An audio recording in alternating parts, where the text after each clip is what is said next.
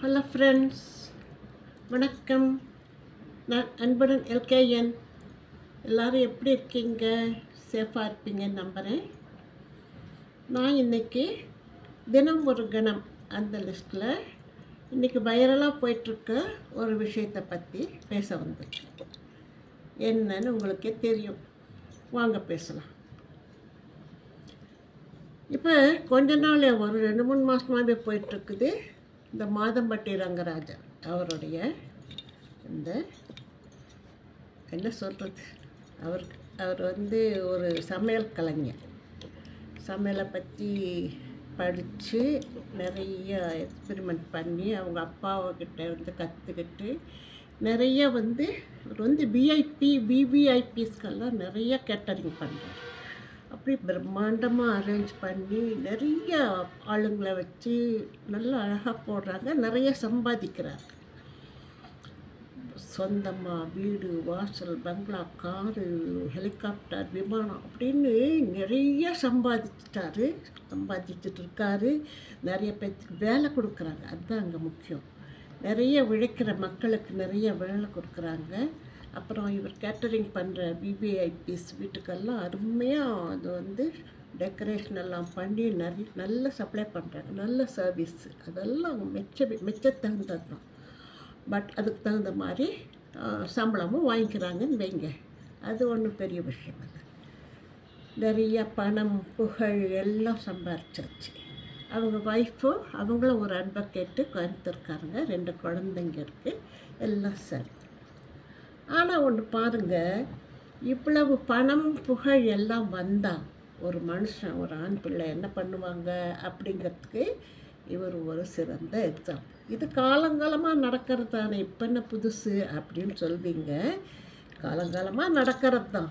இப்போ இந்த மீடியா வந்ததுனால ரொம்ப இதை பற்றியே எல்லாரும் யூடியூப்பை திறந்தா போதும் இதே தான் ஆளாளுக்கு ஒன்று பேசிகிட்ருக்காங்க. அப்படி பேசுகிறதுக்கு நாம் இடம் கொடுத்துட்டோம் அப்படின்னா அவ்வளோதான், பேசிகிட்டே தான் இருப்பாங்க. நீங்கள் கண்டுக்காமல் இருந்தீங்கன்னா அது உங்களுடைய விருப்பம். ஆனால் பாருங்கள், இப்படி ஒரு மனைவி, 2 குழந்தைங்க இருக்கிறவங்க தன்னுடைய பணமும் புகழ் அடுத்த பக்கம் பணம் இருக்கிற தைரியத்தில் இன்னொரு பொண்ணு, அவங்களும் கல்யாணம் ஆகி டைவர்ஸ் ஆனவங்க தான், குழந்தை இருக்குது. அவங்க சினிமா துறையில் இருக்கிறவங்க. இவருக்கு காஸ்டியூம் டிசைனராக இருந்தவங்க. இவர் 2 படத்தில் வேறு நடிச்சிருக்காரானே. டிசைனராக இருந்தவங்க. அவங்களுக்குள்ள ஒரு புரிதல், ஒரு அன்பு பரிமாற்றம் எல்லாம் நடந்திருக்கு. தப்புன்னு சொல்ல வரல. ஆனால் கல்யாணம் பண்ணிக்கிறேன்னு சொல்லி ஏமாற்றிட்டாருன்னு அந்த பொண்ணு சொல்லுது. எப்படி? 2 பேர்த்து மேலேயும் தப்பு இருக்குது. அவருக்கு ஒரு மனைவி, குழந்தைகள் எல்லாம் இருக்காங்க. முதல் மனைவியை டைவர்ஸ் பண்ணாமல் எப்படி 2வது கல்யாணம் பண்ணுவார்? அவரும் யோசிக்கல. இந்த பொண்ணு முதல்ல கல்யாணம் ஆகி டைவர்ஸ் ஆகி ஒரு குழந்தை இருக்கான். ஆனாலும் இந்த பொண்ணு என்ன பண்ணுது? இவருடைய பணம், காசு, சரி நம்ம சௌகரியமாக இருக்கலாம், அவர் கூப்பிடுறாரு, நான் போனேன் அப்படின்ட்டு இதுவும் அவர் கல்யாணம் பண்ணிக்கிறேன்னு சொல்லி ப்ராமிஸ் பண்ணார் அப்படின்னு சொல்லிட்டு இந்த பொண்ணும் கூட அவர் கூட ரிலேஷன்ஷிப்பில் இருந்து இவங்க கல்யாண ஃபோட்டோவெல்லாம் ரொம்ப பரபரப்பாச்சு. 2 பேரும் மாலையும் கொளுத்துமா நின்றுட்டுருக்கிற ஃபோட்டோவெல்லாம் வந்துச்சு. அப்போ தான் இவங்க கல்யாணம் பண்ணிகிட்ருக்காங்கன்னு ஊரில் இருக்கிறவங்களுக்கு தெரியுது, வெளி உலகத்துக்கு. அதுக்கு முன்னாடியே இவங்க லிவிங் டுகெதரில் இருந்திருக்காங்க. அந்த பொண்ணு அப்போ சொல்லுது, என்ன 6 மாதம் ப்ரெக்னென்ட்டு, குழந்தை, இதுக்கு மாதம்பட்டி ரங்கராஜ் தான் அப்பா அப்படின்னு சொல்கிறாங்க. அது வரைக்கும் சும்மா இருந்தவர் இந்த பொண்ணு இந்த மாலையும் கழுத்துமா இருந்த ஃபோட்டோவை வெளியில் விட்டு மாதம்பட்டி ரங்கராஜ் தான் இந்த குழந்தைக்கு அப்பான்னு சொன்ன உடனே அவருக்கு கோபம் வந்துடுச்சு. அது எப்படி நீ சொல்லலாம்? அப்புறம் அந்த பொண்ணை பற்றிய பழசில் அந்த விஷயம் அது நிறைய பேசுகிறதுக்கு நிறைய பேர், நிறைய சேனலில் அந்த பொண்ணு நிறையா பேர்த்துக்கிட்ட அப்படி பழகுனா இப்படி பழகுனா, இதான் கேரக்டர் சரியில்லாதவ, காசுக்காக இவரை உழைச்சி போட பார்க்குறா, வேணும்னு சதித்திட்டம் தீட்டி இப்படி பண்ணிட்டா, நிறைய வந்துச்சுங்க. நிறைய வீடியோஸ் நீங்கள் பார்த்துருப்பீங்க. 2 பேர்த்து பற்றி தான். அதுவும் இந்த பொண்ணை ரொம்ப கேவலமாக பேசி பேசி பேசி போட்டாங்க. நிறைய பேர் இந்த வீடியோ போட்டாங்க, வந்துச்சு, பார்த்தோம். எல்லாத்துக்கும் இதை அலசுறதே ஒரு நாளைக்கு ஒரு 100 சேனலில் இதைத்தான் அலசிட்டு இருந்தாங்க. அந்த பொண்ணு வந்து எப்படி, இவர் வந்து எப்படி. இவரை வந்து ரொம்ப தப்பு சொல்ல யாருமே. என்னமோ அந்த பொண்ணு வேணும்னே வந்து இவர்கிட்ட பழகி வந்து குழந்தை பெற்றுக்கு போகுது அப்படின்னு சொல்லி போட்டு ரொம்ப கேவலமாக அந்த பொண்ணு விவரித்தவங்கெல்லாம் இருக்காங்க. இருக்கட்டும், அந்த பொண்ணு ஒரு பொண்ணு தானே. ஆமாம், நீ 2 பேர்த்து மேலேயும் தப்பு இருக்கு. அவள் வந்து கல்யாணம் ஆகி அந்த அம்மா வந்து டைவர்ஸ் ஆகி தனியாக இருக்காங்க, சரி, பிரச்சனை இல்லை. நீ வந்து கல்யாணம் ஆகி குழந்தை இருக்கு, ஒய்ஃபு, அந்த பொண்ணை பார்த்தா ரொம்ப அழகாக இருக்குது. அவங்க ஒரு அட்வொகேட். அப்படி இருக்கும்போது நீ அவங்கள விவாகரத்து பண்ணாமல் எப்படி இன்னொரு அஃபையர் வச்சுக்கலாம், இந்த பொண்ணை கல்யாணம் பண்ணிக்கிறேன்னு சொல்லி ப்ராமிஸ் பண்ணுவேன்? அது தப்புன்னு உனக்கு தெரியாதா?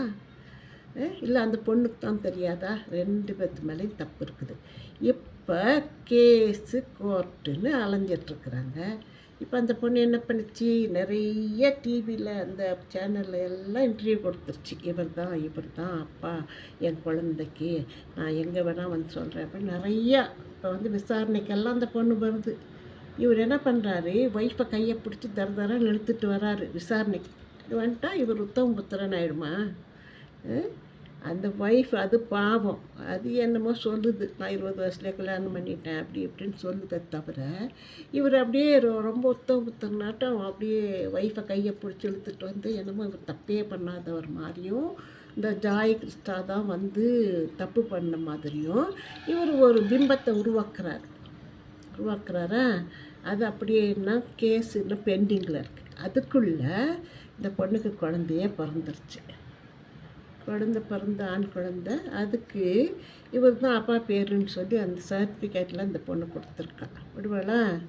சரி, தப்பு நடந்தாச்சு, அதுக்கு என்ன பண்ணலாம் ரெமெடி அப்படிங்கிறத 2 பேரும் பார்க்கணும். கோர்ட்டு கேஸுன்னு போனால் என்னாகும்? இது வரைக்கும் இந்த மனுஷன் சம்பாதிச்ச பேர் புகழ் எல்லாம் போச்சு, ஒரே விஷயத்தில் போயிடுச்சு. இது எப்பவும் நடக்கிறது தான் சகஜமாக, பணக்காரங்க அப்படி தான் பண்ணுவாங்க. அப்படின்னா பணம் இருந்தால் ஒரு ஆண் என்ன வேணால் பண்ணலாம், கையில் காசு இருந்தால் யார் வேணும், அப்படி தானே ஹிஸ்ட்ரியை அப்படி தானே சொல்லுது. பணம் இருந்தால் எல்லோரும் என்ன வேணால் செய்யலாம். அதாவது இவங்க நினச்சிக்கிறாங்க, பொண்ணு இப்படி சொடக்கு போட்டு கூப்பிட்டா வருவா, பணம் இருந்தால் போதும் அப்படின்ட்டு இவங்க நினச்சிக்கிறாங்க. அப்படி ஒரு சில பொண்ணுங்க வராங்க. அதனால தானே இப்படி வருது நியூஸ். எப்படி வரும் பின்ன, எப்படி வருது அப்படின்னா அப்படி தான். ஏன்னா வாழ்க்கை நகர்த்தத்துக்கு பெண்ணுக்கு பணம் தேவைப்படுது. அதாவது படிக்காமல் ஒரு உத்தியோகம் பார்க்காத பொண்ணாக இருந்தால் இப்படி தான். படித்து ஒரு உத்தியோகம் இருக்குது கையில் அப்படின்னா யாரை பற்றி நீ கவலைப்பட வேண்டியதில்லை. யார் தொடக்கு போட்டு கூப்பிட்டாலும் நீ போக வேண்டியதே இல்லை. அவங்க சொன்னாங்க இவங்க சொன்னாங்கன்னுட்டு கேள்விப்பட்டு சட்டத்துக்கு புறம்பா நீங்கள் ஒருத்தரோட வாழ்கிறது அப்படிங்கிறது எவ்வளவு தப்பு அப்படிங்கிறதுக்கு இந்த பொண்ணு ஒரு நல்ல உதாரணம். அதுக்கு கைவசம் வேலை இருக்குது, சம்பாதிக்குது. அப்புறம் என்னத்துக்கு இவன் கூட வந்து வாழ்ந்துட்டு இவன் தான் சொல்லிட்டு தெரியணும்? தேவையில்லைல்ல. அதனால் பெண்களுக்கு தன் சுயக்காலில் நிற்கிறதுக்கான உறுதி இருந்துச்சா, திறமை இருக்குதா, ஒரு உத்தியோகம். இப்போ இந்த சினிமா துறையிலேயே எடுத்துக்கோங்க, அதுதான் வெளியில் வருது. எத்தனையோ பேர் உடனே வந்து கல்யாணத்தை முடிச்சுட்டு உடனே டைவர்ஸ் பண்ணிவிட்டு அவங்க பாட்டுக்கு அடுத்தவங்களை தேடிட்டு போயிட்டுருக்குறாங்க.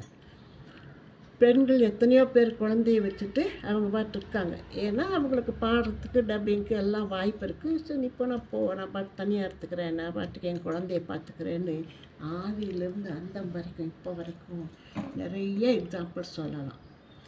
ஒரு சினிமாத்துறையில் மட்டும் இல்லை, வேறு துறைகளிலும் இது மாதிரி நிறைய நடக்குது. 150% இந்த மாதிரி நடக்குது. ஒரு வக்கீலை கேட்டிங்கன்னா தெரியும் எவ்வளோ கேஸ் வருது, விவாகரத்து கேஸு அப்படிங்கிறது அவங்களுக்கு தெரியும். அந்த மாதிரி வந்துட்டுருக்கு. ஓகேம்மா, அப்படி வரும்போது நம்ம என்ன பண்ணுவோம், பெண்கள் வந்து ஒரு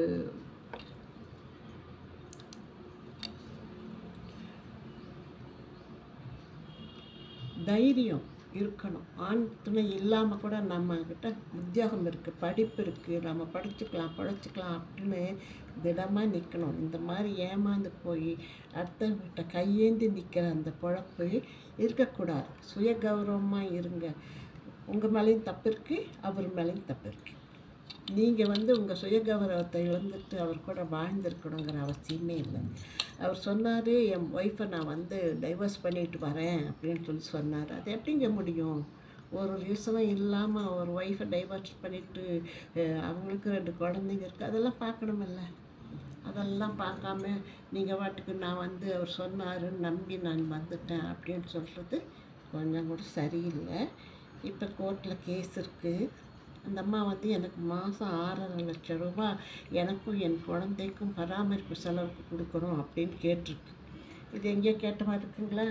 ரவி மோகன் கேஸில் அந்த ஆர்த்தி லட்சக்கணக்கில் கேட்டுட்டு இருந்துச்சு. அது பாவம் அந்த மனுஷன். இந்த அம்மாவும் பொண்ணுமான்னு சேர்ந்து அது தெருவுக்கு அந்த ரவி மோகனை தெருவுக்கு அனுப்பிச்சிட்டாங்க. அது வேறு கேஸு. அதை பற்றி நான் கூட முதல்ல சொல்லியிருக்கேன். இப்போ அவருடைய ஃப்ரெண்டுன்னு ஒருத்தர் வந்திருக்காங்க, ஒரு அம்மா வந்திருக்காங்க. சூடுபட்ட பூனை கொஞ்சம் ஜாக்கிரதையாக இருந்துக்கணும். சரி, அது வேறு விஷயம். இதில் இந்த மனுஷன் காசு இருந்தால் போதும், பொம்பளைங்க சொடுக்கப்பட்டால் வந்துடுவாங்க அப்படிங்கிற அந்த பந்தாவில் போயிட்டார். இப்போ பேரை கெடுத்துட்டு நிற்கிறாரு. எவ்வளோ விவிஐபி ஸ்வீட்டுக்கெல்லாம் கேட்டரிங் சப்ளை பண்ணவர், அவ்வளோ புகழும் பணமும் சம்பாதிச்சவர் இப்போ இதில் உட்காந்துட்ருக்கார். அந்த ஒய்ஃப் பாவம். அந்த அம்மா அட்வொகேட்டு சும்மா விடுவாங்களா? சும்மா தான் விட்டாங்க போல. என்னமோ அந்த அம்மா அவர் இழுத்துட்டு போகிறாரு, இன்னும் ஒரு உத்தர மாதிரி அந்த அம்மாவும் கூடவே போகுது. என்ன சொல்கிறதுன்னு தெரியல. இனிமேல் தான் பார்க்கணும். இன்னும் கேஸ் கோர்ட்டில் இருக்குது. நம்ம அதை பற்றி சொல்கிறதுக்கு ஒன்றும் இல்லை.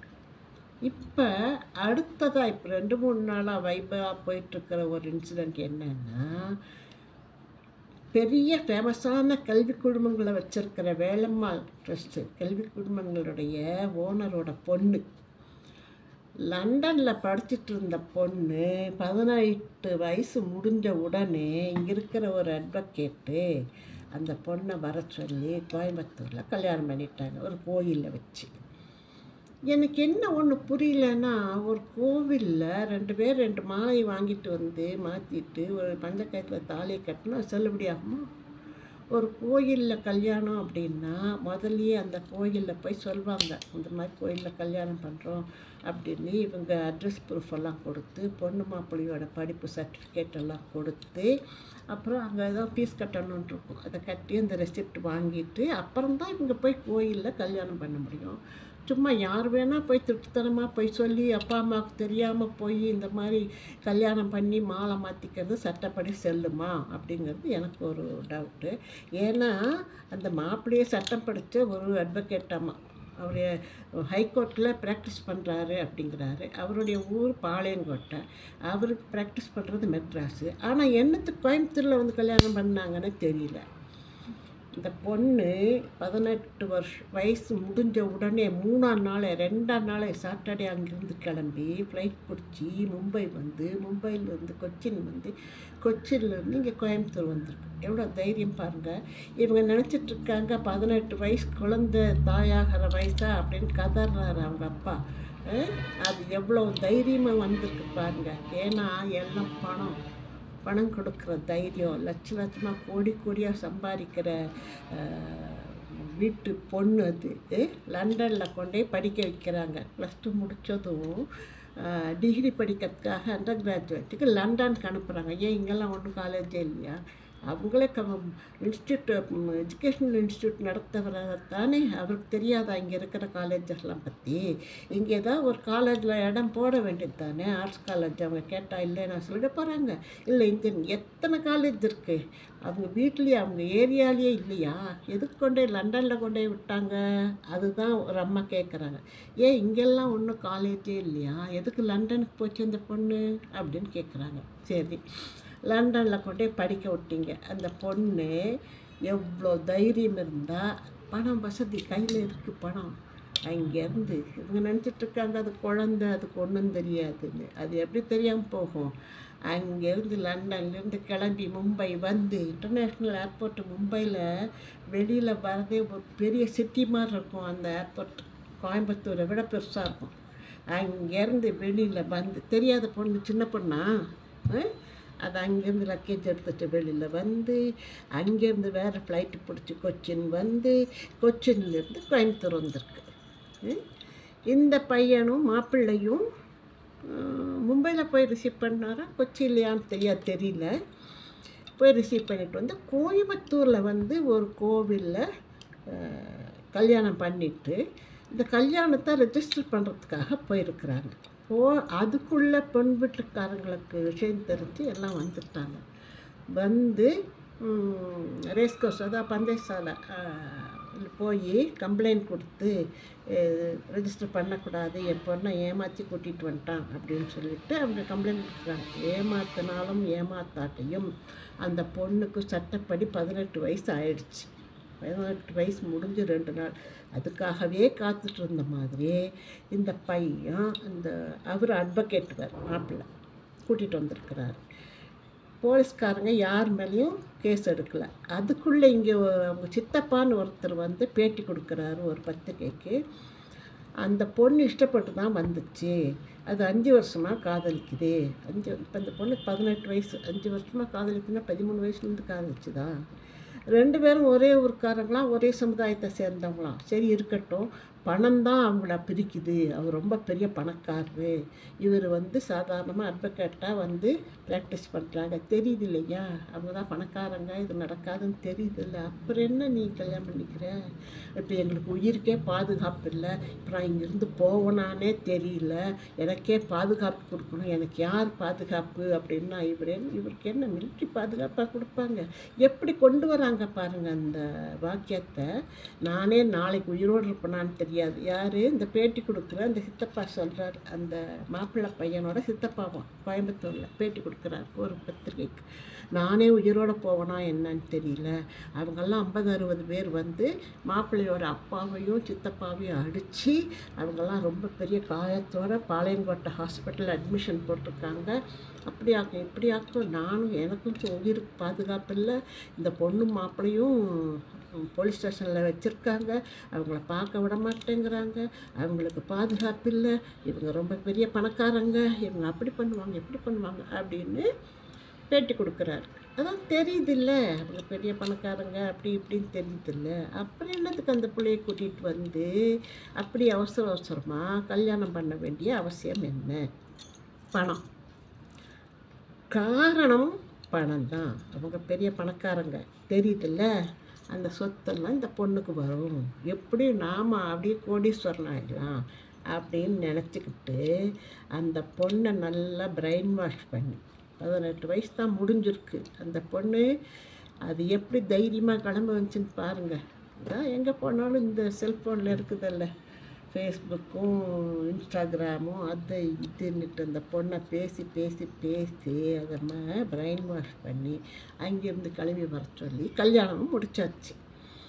இதுக்கு மேலே சட்டப்படி ஒன்றும் பண்ண முடியாது. அந்த பொண்ணை பார்த்து இல்லை நான் எங்கள் அப்பா அம்மா கூட போகிறேன் அப்படி சொன்னால் தான் உண்டே தவிர அப்படி சொல்கிறதுக்கு சட்டப்படி ஒன்றும் இல்லை. இது வேறு சமூகத்தை சேர்ந்தவங்க அப்படின்னா கூட எதாவது சொல்லலாம். அந்த நாடக காதல் அப்படி இப்படின்னு எல்லாம் சொல்லுவாங்கள்ல, அது மாதிரி எதாவது சொல்லலாம். இது அதுவும் இல்லை. ஒன்றே ரீசன் பணம் அப்படிங்கிறாரு இவரே சொல்கிறாரு. அவங்க சித்தப்பா பேட்டி கொடுக்குறாரு. தெரியுதில்ல பணம். இப்போ அந்த பணமே இல்லை, அந்த பொண்ணு கட்டின சொலையோட வரா அப்படின்னா நீ எடுத்துகிட்டு போவே இல்லை, போயிடு. அப்புறம் ஏன் எங்களுக்கு பயமாக இருக்குது, எங்களுக்கு பாதுகாப்பு கொடுங்கன்னு கேட்குறீங்க? வேண்டாம், இந்த பொண்ணு கட்டின புடவையில் சுடிதார் போட்டு வந்து அந்த சுடிதாரோடு நீ கூட்டிகிட்டு போயிடு. கூட்டிகிட்டு போய் நீ வந்து வச்சு காப்பாற்று. யார் வேண்டாங்கிறா? இவங்களுக்கும் அந்த பணம் தான் வந்து முக்கியமாக தெரிஞ்சிருக்கு மாப்பிள்ளை வீட்டுக்காரருக்கு.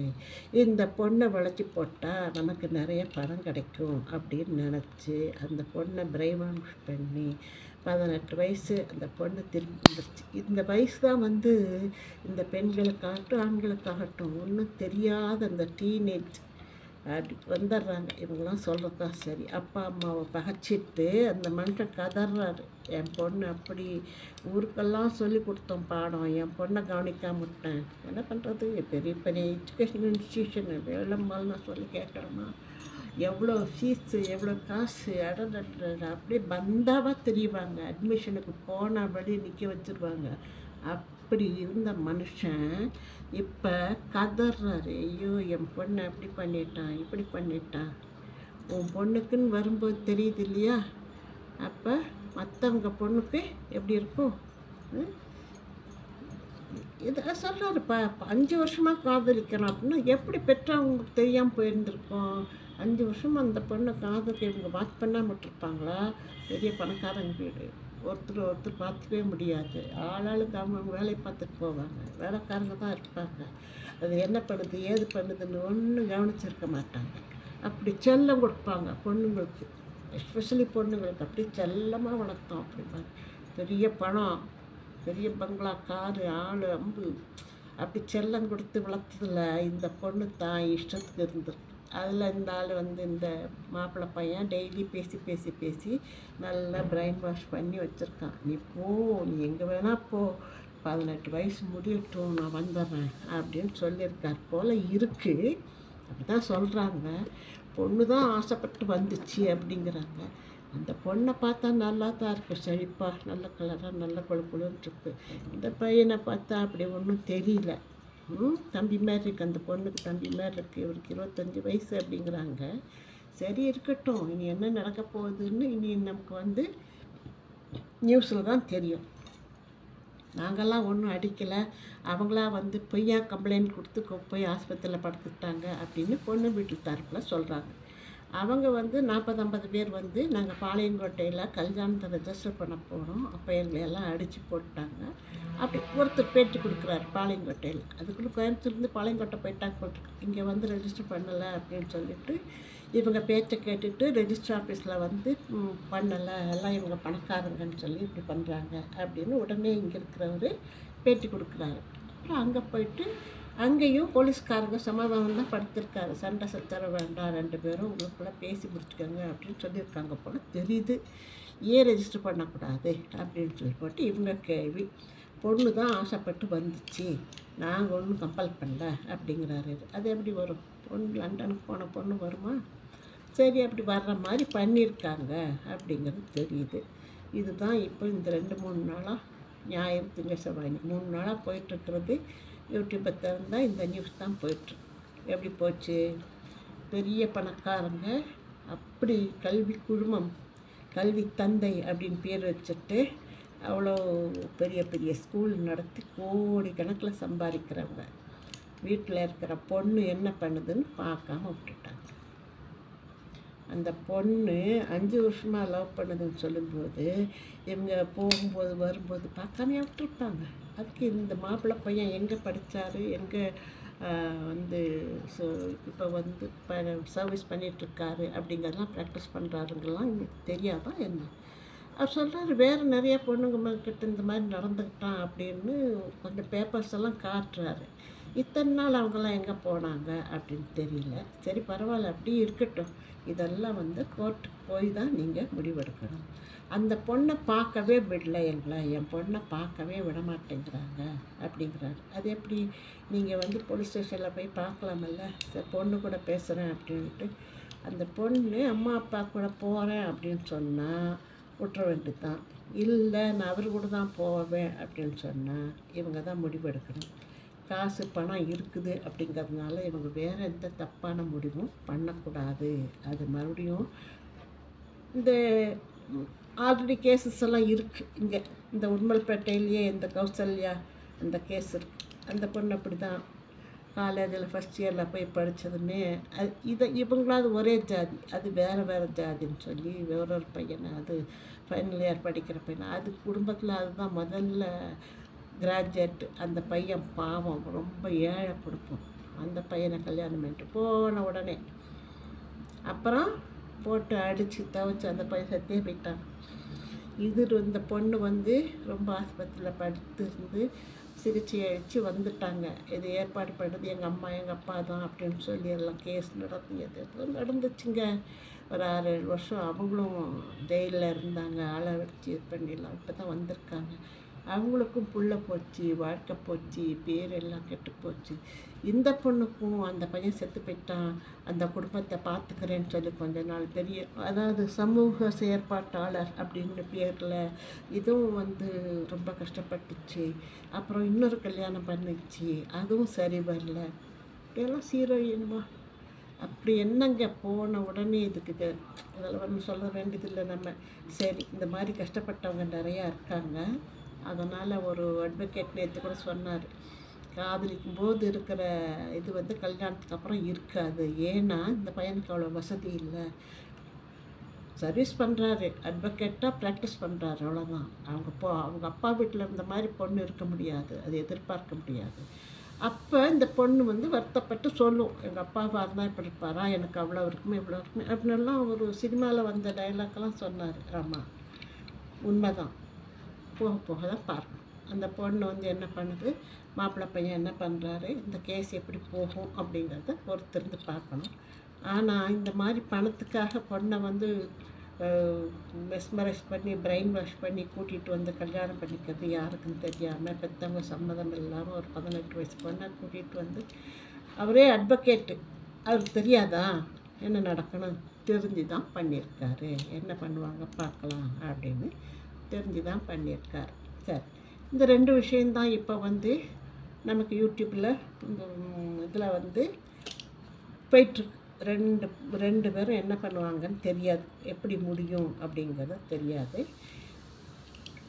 இப்போ நான் எதுக்காக இதை பேச வந்தேன் அப்படின்னா, தினம் ஒரு கணம் அந்த நிகழ்ச்சியில் இந்த 2 விஷயத்தை பற்றி பேசுகிறதுக்காக நான் இப்போ பேசலாம் வாங்க அப்படிங்கிற விஷயத்தை பற்றி நான் பேசுகிறேன். ஓகே ஃப்ரெண்ட்ஸ், கேளுங்க. இன்னும் வேறு ஏதாவது இந்த மாதிரி விஷயம் இல்லை வேறு நல்ல விஷயம் தனியாக கேஸ் எல்லாம் எப்படி போச்சு, நான் அதை போட்டிருந்தேன் நான்.